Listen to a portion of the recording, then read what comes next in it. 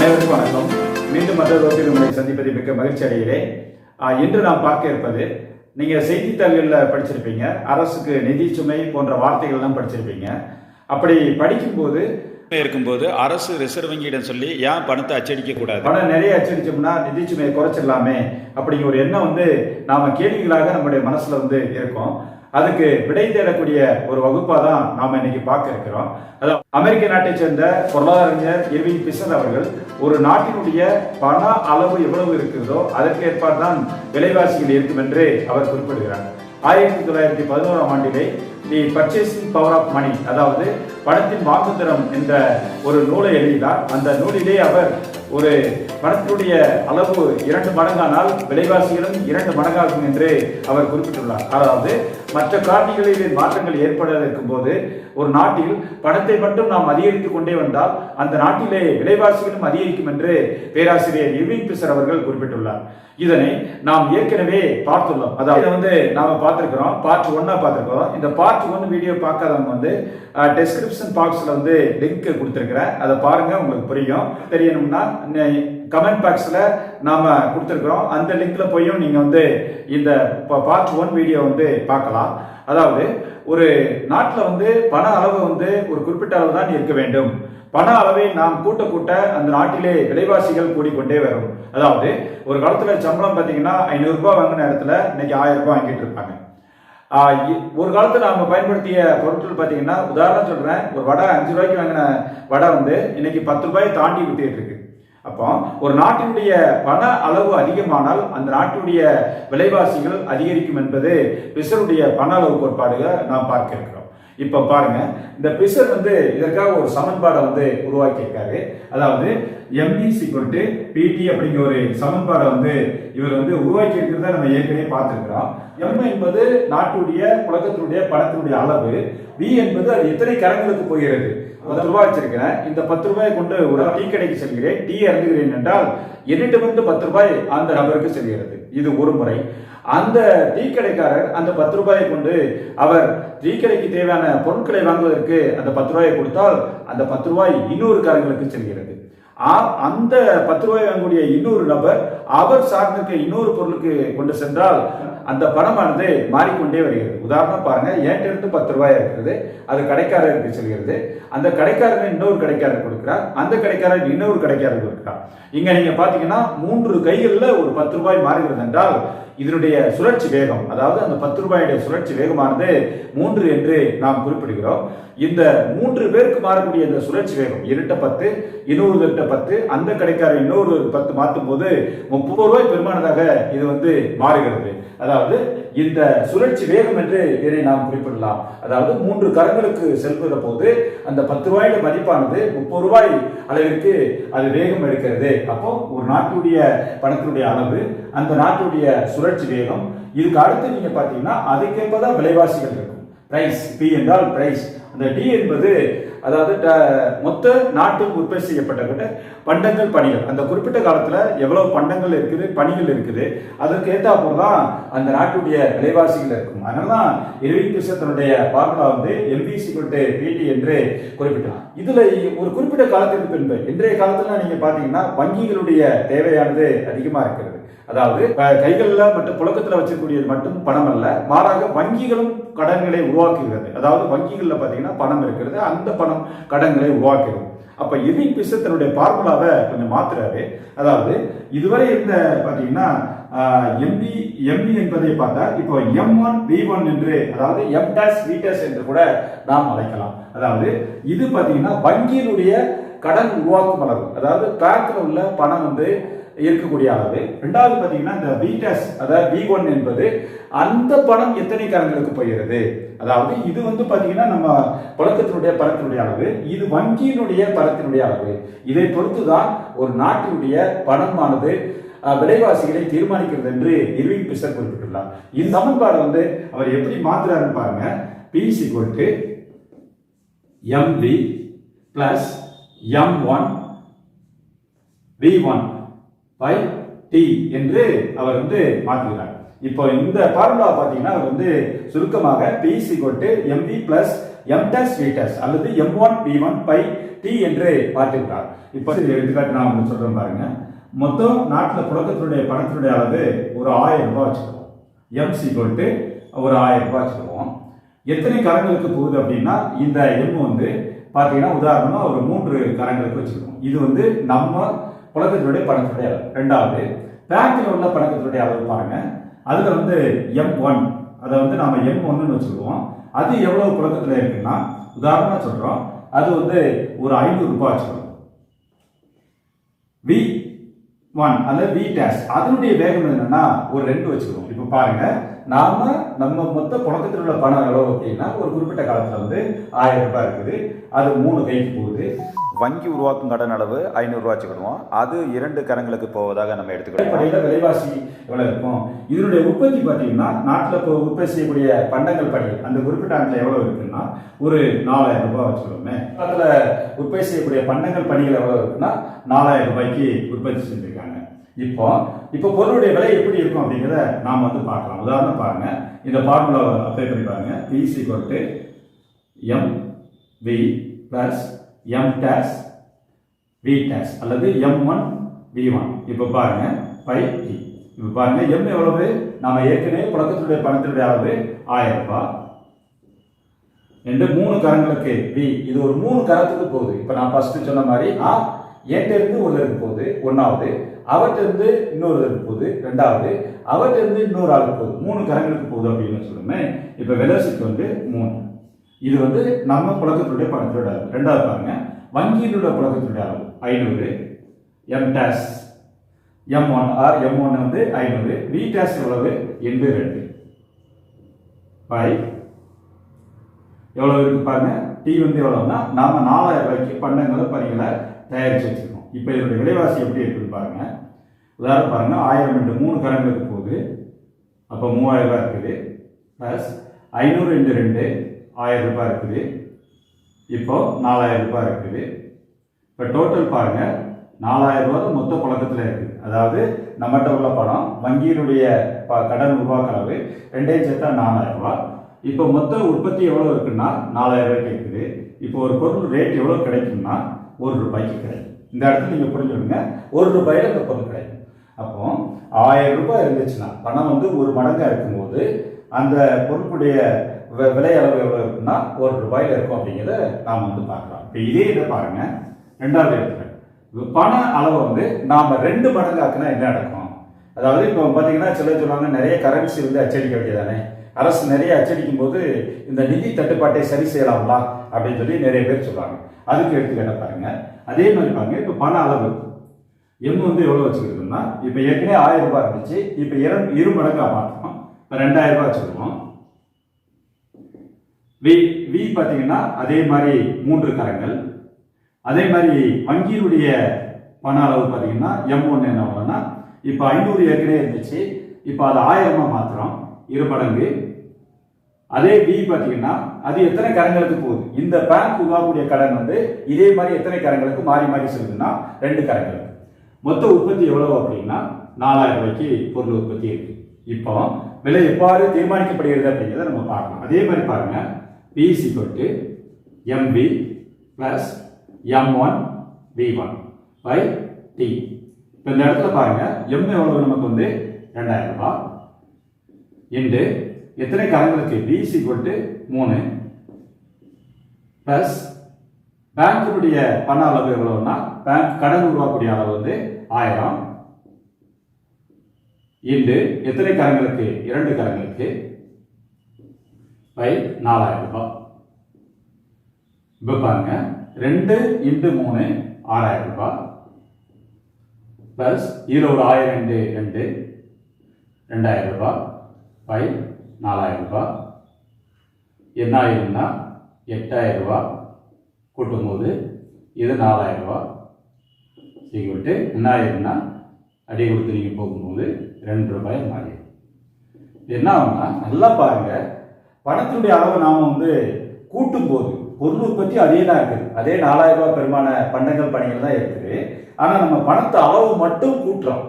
அப்படி கூட்டும் போது என்ன, அதாவது மக்கள் கையில் உள்ள பண அளவு 1000, வங்கியினுடைய பண அளவு 500, இப்போ உதாரணம் பார்த்தீங்கன்னா இந்த சூழ்நிலையில் எவ்வளவு இருந்துச்சுன்னா பணம் 1 மடங்கா இருக்கும்போது 1 ரூபாய் இருந்துச்சு. இப்போ பாருங்க பணத்தை அப்படியே நம்ம ரெட்டிப் மடங்கா மாற்றுறோம். அதாவது 1000 ரூபாய் இருந்ததை 2000 ரூபாய்க்கு நம்ம மாற்றும் போது புழக்கத்தில் நிறைய பணத்தை விடும்போது உற்பத்தி அளவு கூடாது. உற்பத்தி கூடாது இருக்கும்போது அதே பணத்தை அளவை நம்ம 2 மடங்கா மாற்றும் போது விலைவாசி என்ன மாதிரி இருக்குன்னு பாருங்க. 1 ரூபா கொடுத்த பொருளுக்கு நாம இன்னைக்கு 2 ரூபாய் கொடுக்கக்கூடிய சூழ்நிலை இருக்கு. இதுதான் பாத்தீங்கன்னா பண அளவை நாம 2 மடங்காக்குனா விலையும் 2 மடங்காகும் அப்படின்னு. அப்போ ஒரு நாட்டில் நம்ம பணப்புழக்கத்தை கூட்ட கூட்ட அதுக்கேற்ற உற்பத்தி அல்லது இந்த மாற்றங்கள் இல்லாமல் இருந்தால் கட்டாயம் விலைவாசிகள் கூடும் என்பதை நாம் பார்க்கலாம். சரி, இது பாருங்க. அடுத்து நீங்க பாருங்க, 3வது எடுத்துக்காட்டை நம்ம பார்க்கலாம். பண அளவை நம்ம குறைச்சோம்னா விலைவாசி குறையுமா அப்படிங்கிறது பாருங்க. இப்ப பாருங்க, ஏற்கனவே பணப்புழக்கம் எவ்வளவு இருக்கு? 1000. இப்ப அதை குறைச்சு பார்ப்போம். பாருங்க, இப்ப எம் எவ்வளவு இருக்குன்னா ஒரு 500 ரூபாய் வச்சுக்கிடுங்க. பி அதே மாதிரி 3 கரங்களுக்கு போகுது அப்படின்னு வச்சுக்கிடுவோம். M1 அதாவது வங்கியினுடைய பண அளவு பார்த்தீங்கன்னா உதாரணமா நம்ம பார்க்கும்போது 500 ரூபாய் பார்த்தோம். இப்ப 250 ரூபாய் பார்ப்போம். இதே மாதிரி B1 எத்தனை கரங்கள்னா 2 கரங்கள் வச்சுக்கிடுவோம். அதே உற்பத்தி அளவு அது மொத்த நாட்டுடைய பண்டங்கள் பணியுடைய உற்பத்தி அளவு எவ்வளவுன்னா அதே 4000 ரூபாய் வச்சுக்கிடுவோம். இப்ப பாருங்க, P = MB plus M1 T1 by T. இந்த ஃபார்முலா அப்படி பாருங்க. இதுல M எவ்வளவு? ஏற்கனவே பாருங்க 500 ரூபாய் குறைச்சாச்சு. எத்தனை கரங்கள்? 3 கரங்கள் பிளஸ். இப்ப வங்கியினுடைய பண உருவாக்க அளவு எவ்வளவு? 250 இன்டு 2 கரங்கள். மொத்த உற்பத்தி எவ்வளவு? 4000. பாருங்க, 500 இன்டு 3 1500 ரூபாய் பிளஸ் 250 இன்டு 2 500 ரூபாய் 4000. பாருங்க, 2000 பை 4000 = 1/2 என்ன ஆயிருக்குன்னா 0.5. 50 பைசாவுக்கு விலைக்கு வந்துடும். 0.5. அதை பாருங்க, 1 ரூபாயில இருந்துச்சு. 1 ரூபாய் வச்சு நம்ம பணத்தினுடைய அளவு 2 மடங்கு ஆக்கணும்னா 2 ரூபாயா விலைவாசி தேவை. பணத்தை அளவு பாதியா குறைச்சோம்னா 1 ரூபாயிலிருந்து விலையும் பாதியாக குறைகிறது. இதைத்தான் நம்ம பெசருடைய பண அளவு சமன்பாடு கூறுகிறது. இது மற்ற காரணிகள் மாறக்கூடாது. இப்ப இதுல பாத்தீங்கன்னா உங்களுக்கு இந்த வெலோசிட்டி இந்த V மாறக்கூடாது. இந்த பாருங்க, மாறாமலே இருக்கிறனால தான் நம்ம இதை கண்டுபிடிக்க முடியுது. அதே நேரத்துல உற்பத்தி அளவு மாறக்கூடாது. உதாரணம் பாருங்க, மொத்த பண்டங்கள் பணியுடைய உற்பத்தி எல்லா இடமும் பாத்தீங்கன்னா 4000 ரூபாய்க்கு தான் இருக்குது. அப்ப இந்த அடிப்படையில் தான் நாம பார்க்கணும். அதுக்கடுத்து பணம் என்பது செலவழிக்கக்கூடிய அளவுல இருக்கணும், சேமிக்கக்கூடிய அளவுல இருந்தது. பணத்தை சேமிச்சு வச்சாங்கன்னா கட்டாயம் இதுல மாற்றங்கள் ஏற்படும். அப்ப இந்த மாதிரியே இல்லாமல் இருந்து ஒரு மற்ற காரணிகள் மாறாமல் இருந்தால் இந்த பணத்தினுடைய அளவு 2 மடங்காக்குனா விலையும் 2 மடங்காக்கும் என்று நாம் இதிலிருந்து தெரிந்து கொள்ள முடிகிறது. இது ஒரு வரைபடத்தின் மூலமா வரைபடத்தின் மூலமா பார்க்கலாம். ஒய்ஹெச்ல பாத்தீங்கன்னா பிரைஸ் லெவல எடுத்திருக்கிறோம். ரெண்டாவது பாத்தீங்கன்னா இந்த பக்கம் சப்ளையர் மணி எக்ஸ்ஹெச்ல நாம எடுத்திருக்கிறோம். இது பாருங்க, ஃபர்ஸ்ட் சப்ளையர் மணி உதாரணம் பாருங்க 4000 ரூபாய் இருந்துச்சு. ஃபர்ஸ்ட் நான் எடுத்துக்காட்டு சொல்லும்போது உங்களுக்கு 4000 ரூபாய் பணம் இருந்தது. நாட்டுடைய உற்பத்தியும் 4000 ரூபாயில இருந்துச்சு. அப்ப விலைவாசி என்ன இருந்துச்சுன்னா 1 ரூபாயில இருந்துச்சு அப்படிங்கிறத நாம பார்த்தோம். பாருங்க, சப்ளையர் மணி அதாவது நாட்டுடைய பண அளிப்பு எவ்வளவுன்னா 4000 ரூபாய், உற்பத்தியும் 4000 ரூபாய். அதனால விலைவாசி எப்படி இருந்துச்சுன்னா 1 ரூபாய் தரணும். இப்போ அதே இது என்னாச்சுன்னா நாம சப்ளையர் மணியை 2 மடங்காக்கணும். அதாவது 8000 ரூபாய் கூட்டு. இப்போ 8000 ரூபாய் கூட்டும் போது என்ன ஆயிருக்குன்னா, நீங்க ஏற்கனவே நான் சொல்லியிருக்கேன், நாம பண அளிப்பு எவ்வளவுன்னா 8000 ரூபாய் இருக்குது. ஆனா பொருள் உற்பத்தி எவ்வளவு இருக்குன்னா 4000 ரூபாய் தான் இருக்குது. அப்ப விலைவாசி எப்படி இருக்கும்னா உங்களுக்கு நான் ஏற்கனவே சொல்லியிருக்கிறேன், இந்த அளவுல இருக்கும். அதாவது 8000 ரூபாய் பண அளிப்பு, விலைவாசி எவ்வளவு இருக்குன்னா 2 ரூபாயில இருக்கும். பிரைஸ் பாத்தீங்கன்னா 2 ரூபாயில இருக்கும் அப்படிங்கிறத நாம பார்த்தோம். 3வது பாருங்க. சரி, இது குறைச்சா என்ன ஆகும்? 3வது நான் எடுத்துக்காட்டா உங்களுக்கு சொல்லும்போது சொன்னேன், 8000 ரூபாயில இருந்து அதாவது 4000 ரூபாயில இருந்து பண அளிப்பை நாம கூட்டணும்னா 8000 ரூபாயை கூட்டணும்னா விலைவாசி 1 ரூபாயில வித்த பொருள் 2 ரூபாய் வாங்கக்கூடிய சூழ்நிலைக்கு வந்துடும் அப்படிங்கிறத பார்த்தோம். இதே இது 4000 ரூபாயில இருந்து நாம பண அளிப்பை குறைச்சோம்னா, உதாரணம் பாத்தீங்கன்னா 2000 ரூபாய்க்கு நாம குறைக்கிறோம். பண அளிப்பை நாம 2000 ரூபாய்க்கு குறைக்கும் போது எப்படி இருக்குன்னா விலைவாசி பாத்தீங்கன்னா 0.5. அதாவது 0.5 ரூபீஸ்ல வந்து இருக்கும் அப்படிங்கிறது பார்க்கலாம். அப்ப இந்த இடத்துக்குள்ள நீங்க பாருங்க, இந்த கோடுகளை நம்ம இணைக்கும் போது கிடைக்கக்கூடியது அந்த சப்ளை ஆஃப் மணி பேர்லாம். இந்த 45 டிகிரியில இந்த கோடு பார்த்தீங்கன்னா உங்களுக்கு என்ன சொல்றதுன்னா, சப்ளை ஆஃப் மணியை நாம கூட்ட விலைவாசிகளும் கூடிக்கிட்டே இருக்கும் அப்படிங்கிறத நாம பார்க்கலாம். உதாரணமா 4000 ரூபாயில இருக்கும்போது 1 ரூபாய் இருந்துச்சு. 8000 ரூபாய் நம்ம சப்ளை பண்ணியை கூட்டும் போது 2 ரூபாய் இருந்துச்சு. நம்ம சப்ளை பண்ணியை திரும்ப குறைக்கும் போது, அதாவது பண புழக்கத்தை வந்து குறைக்கும் போது, அல்ல பண அளிப்பை 2000 குறைக்கும் போது எவ்வளவு இருக்குன்னா 0.5 மாறுகிறது. அப்ப சப்ளை மணி, அதாவது பணத்துடைய அளிப்பு அதிகரிக்க நாட்டின் விலைவாசிகளும் அதிகரிக்கிறது. பண அளவு 2 மடங்கானால் விலைவாசிகளும் 2 மடங்காகும் என்பது பிசருடைய பண அளவு கோட்பாடு. இப்ப இது பாத்தீங்கன்னா இந்த பிரைஸ் வந்து இந்த ஃபங்க்ஷன் ஆஃப் எதை சார்ந்திருக்குன்னா மணியை சார்ந்திருக்குது. அதாவது இங்குள்ள அளிப்பை வந்து நாம கூட்ட விலைவாசி கூடுகிறது அப்படிங்கிறத இந்த ஏ படம் வந்து தீர்மானிக்கும். அடுத்ததாக பாருங்க, பண மதிப்பு எப்படி இருக்கு, வேல்யூ ஆஃப் மணி வந்து எப்படி இருக்கு அப்படிங்கிறத நாம வந்து அந்த இரண்டாவது படத்துல வந்து நாம இப்ப பார்க்கலாம். இது எக்ஸ் அச்சு, இது வந்து ஒய் அச்சு. இதுல பாத்தீங்கன்னா நம்ம வேல்யூ ஆஃப் மணி வந்து எடுத்துக்கிடுவோம். இதுல சப்ளை ஆஃப் மணி வந்து எடுத்துக்கிடுவோம். இப்போ இதுல பாத்தீங்கன்னா இதுல சப்ளை ஆஃப் மணி வந்து நாம எடுத்துக்கிடுவோம். இதுல அதே மாதிரி பாருங்க, இப்போ ஃபர்ஸ்ட் வந்து நீங்க பாத்தீங்கன்னா தெரியும், அதாவது இதுல வந்து 1/p, அதாவது p அப்படின்னா என்ன அர்த்தம்னா உங்களுக்கு பாருங்க, அதாவது விலைவாசிக்கும் பண அளிப்பு பணத்துடைய மதிப்பிற்கு தொடர்பு இருக்கிறது அப்படின்னு பார்க்கலாம். அதாவது விலைவாசி கூட பணத்துடைய மதிப்பானது குறைந்து கொண்டே வரும். அதே நேரத்தில் விலைவாசி குறைய பணத்துடைய மதிப்பு கூடிக்கொண்டு வரும் அப்படிங்கிறது தான் இந்த 1/p அப்படிங்கிறது நாம இந்த இடத்துல வந்து பார்க்கணும். இப்போ வந்து 2000 ரூபாய் நாட்டில் பணப்புழக்கம் இருந்துச்சுன்னா விலைவாசி வந்து 0.5 பைசாவாக இருக்கும். பணப்புழக்கத்தை வந்து நம்ம 4000 கூட்டினோம்னா 1 ரூபாயா இருக்கணும். பணப்புழக்கத்தை நம்ம ரெட்டிப்பு மடங்காக்கணும், 8000 ரூபாய் மாத்தினோம்னா நம்ம விலைவாசி வந்து 2 ரூபாய் இருக்கும். அதாவது ரெட்டிப்பு மடங்கா மாறிடும் அப்படிங்கிறத நம்ம வந்து ஏ படத்துல பார்த்தோம். இந்த பி படத்துல நம்ம என்ன பார்க்க போறோம்னா, இந்த பண அளிப்புக்கும் பணத்தினுடைய மதிப்புக்கும் என்ன தொடர்பு இருக்கு அப்படிங்கிறத பார்க்கணும். ஏன்னா இந்த வேல்யூ ஆஃப் மணி, அந்த பணத்துக்கு என்ன மதிப்பு இருக்கு அப்படிங்கிறத நாம வந்து இந்த திரைப்படத்துல வந்து பார்க்கணும். எக்ஸைஸ்ல பாத்தீங்கன்னா நம்ம வந்து சப்ளை ஆஃப் மணி எடுத்திருக்கிறோம். ஒய்ஹெச்ல வந்து வேல்யூ ஆஃப் மணி வந்து நாம எடுத்திருக்கிறோம், பணத்தினுடைய மதிப்பு எடுத்திருக்கோம். இதுல வந்து பணத்தினுடைய அளிப்பு எடுத்திருக்கோம், அல்லது பண புழக்கத்தை வந்து நாம வந்து எடுத்திருக்கிறோம். ஃபர்ஸ்ட் நீங்க பாருங்க, 4000 ரூபாய் இருக்கும்போது, அதாவது நாட்டில் பணப்புழக்கத்துடைய அளவானது 4000 ரூபாய் இருக்கும்போது, இங்க வந்து நாம வந்து ஓஎம் அப்படின்னு சொல்லி இந்த இடத்த வந்து எடுத்துக்கிறோம். ஓல இருந்து ஓஎம் வரையும் பணப்புழக்கம் இருந்துச்சுன்னா, நாட்டில் பணப்புழக்கம் இருந்துச்சுன்னா எப்படி இருக்கும் அப்படிங்கிறத பாருங்க.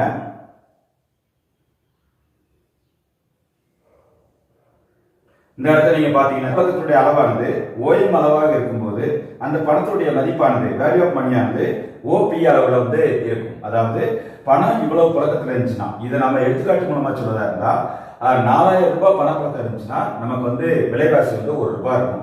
அப்போ ஓஎம் அளவு பணப்புழக்கத்தில் இருக்கும்போது நாட்டில் வந்து அந்த பணத்துக்கு உண்டான மதிப்பு வந்து ஓபி அளவுல இருக்கும் அப்படிங்கிறத நாம இந்த படத்துல பார்க்கலாம். இப்ப பாருங்க, இது வந்து நம்ம வந்து பணப்புழக்கத்துக்கும் அதே நேரத்தில் பணத்தினுடைய மதிப்புக்கும் உண்டான இதை வந்து பார்க்கலாம். ஃபர்ஸ்ட் பாருங்க, ஓஎம் அளவுல இருக்கும்போது, அதாவது 4000 ரூபாய் இருக்கும்போது விலைவாசிகள் வந்து எப்படி இருக்குன்னா 1 ரூபாய் இருக்கும். பணத்துக்கு மதிப்பும் பாத்தீங்கன்னா OP1 அளவுல இருக்கும் அப்படிங்கிறத நம்ம இந்த எடுத்துக்காட்டுல பார்க்கலாம். அடுத்து பாருங்க, 4000 ரூபாயில இருந்து 8000 ரூபாய் நம்ம வந்து பணப்புழக்கத்தை வந்து கூட்டுறோம்.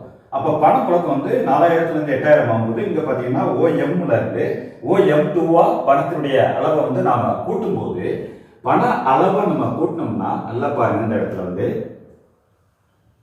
பணத்துடைய மதிப்பு வந்து குறையும். இதுல பாருங்க, நம்ம OP2 இதுல வந்து நம்ம எடுத்துக்கலாம், 1/P2 எடுத்துக்கலாம். அதாவது OMல இருக்கும்போது பணத்துக்கு மதிப்பு பாருங்க OP அளவுல வந்து இருந்துச்சு. OM2 அதாவது பண புழக்கத்தை வந்து நாம கூட்டும் போது, பண ஒரு மடங்குல இருந்து இன்னொரு மடங்கா கூட்டும் போது பணத்தினுடைய மதிப்பானது, அதாவது வேல்யூ ஆஃப் மணி என்ன இருக்குன்னா P இருந்து P2 குறையும். அதாவது பணத்துக்கு உண்டான மதிப்பு வந்து குறையும். நம்ம இந்த இடத்துல கவனிக்கக்கூடிய என்னன்னா, ஒரு காலத்துல பாத்தீங்கன்னா பணத்துடைய மதிப்பு வந்து அதிகமா இருந்துச்சு, இன்னைக்கு குறைவா இருக்கு அப்படிங்காங்க. அப்ப அந்த காலத்துல பணத்துடைய அளவு குறைவா இருந்துச்சு, அதனால பணத்துக்கு மதிப்பு வந்து அதிகமா இருந்துச்சு.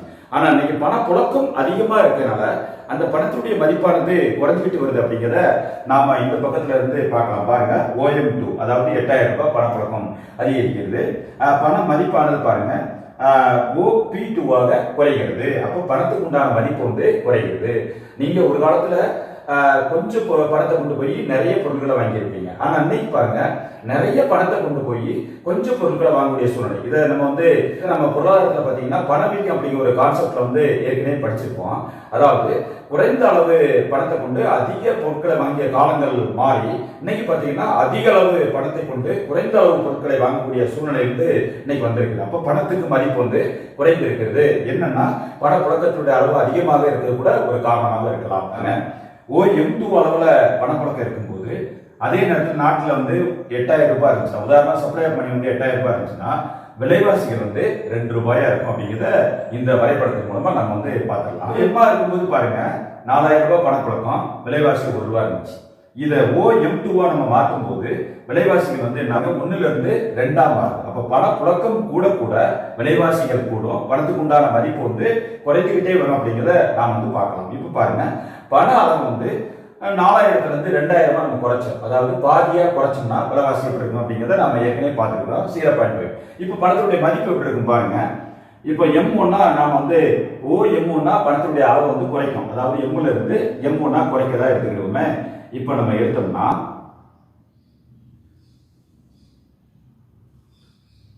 இப்ப பாருங்க, இந்த நிலையில இருக்கும். அதாவது OM1 பணப்புழக்கத்தை நாம குறைச்சோம்னா, M ல இருந்து M1 குறைக்கும் போது அதே நேரத்துல இப்ப உதாரணம் நம்ம எடுத்துக்காட்டு படி சொல்லதா இருந்தா 2,000 ரூபாய் பணப்புழக்கம் இருந்துச்சுன்னா நாட்டுல விலைவாசிலாம் 0.5 இருக்கும் அப்படிங்கிறத நம்ம பார்க்கிறோம்.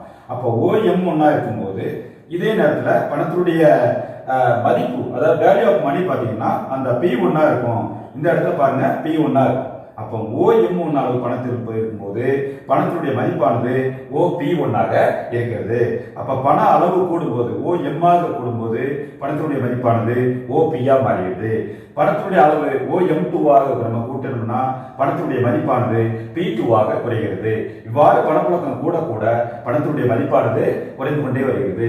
இந்த கோடை நம்ம இணைக்கும் போது பாத்தீங்கன்னா கிடைக்கிறது. இது அந்த விலைவாசி தீர்மானிக்கப்படுகிறது. இந்த பணத்துடைய மதிப்பு இங்க தீர்மானிக்கப்படுவது பாருங்க, இந்த பணத்துடைய சப்ளை பொறுத்து தான் தீர்மானிக்கப்படுகிறது. அப்போ எந்த வரைபடங்கள் மூலம் நாம தெரிஞ்சுக்கிறது என்னன்னு பாத்தீங்கன்னா, அதாவது நாட்டில் பணம் மற்ற காரணிகள் மாறாத இருக்கும் போது விலைவாசிகள் அதிகரிப்பதற்கு பண அளவும் ஒரு காரணமாக இருக்கும் அப்படிங்கிறத நாம இதுல பிசர் குறிப்பிட்டதை பார்த்துருக்கோம். நம்ம பார்த்தீங்கன்னா பிசருடைய பண அளவு சமன்பாடு கோட்பாடை பார்த்துருக்கிறோம். இந்த பண அளவு சமன்பாடு 2 வரைபடங்களாக பிரிக்கப்பட்டு இதில் நாம பார்த்துருக்கிறோம். அதாவது பணப்புழக்கம் கூட கூட மற்ற காரணிகள் மாறாத இருக்கும்போது பணத்தினுடைய அளவை நம்ம கூட்டிக்கிட்டே வந்தோம்னா பணத்தினுடைய மதிப்பானது குறைஞ்சிக்கிட்டே இருக்கும். அதே நேரத்தில் விலைவாசியானது கூடிக்கொண்டே வரும் அப்படிங்கிறத நாம இன்றைய வரைபடத்தில் பார்த்துக்கிறோம். மீண்டும் மற்ற வகுப்பில் உங்களை சந்திக்கிறேன். மிக்க மகிழ்ச்சி. நன்றி.